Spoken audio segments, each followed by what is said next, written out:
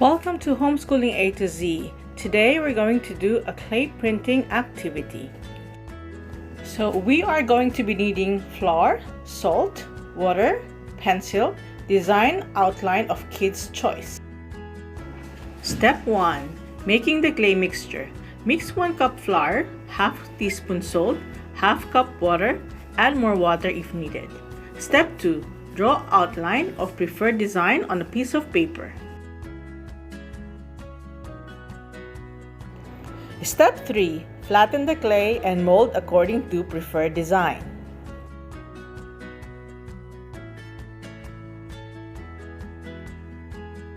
Step 4. Wet clay part where you will place your design.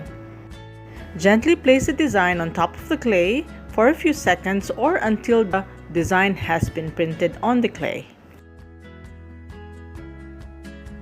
Step 5. Poke holes on the printed design to create texture and emphasis on the design. Step 6. Let the mold dry for about 30 minutes. Step 7. Once dry, start painting the mold with your preferred color.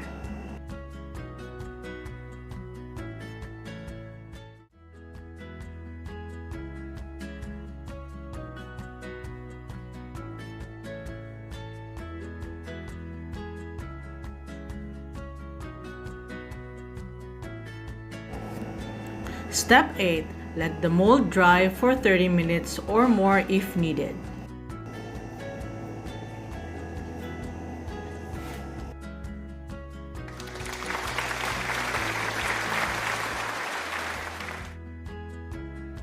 Happy Father's Day, Dad! We love you!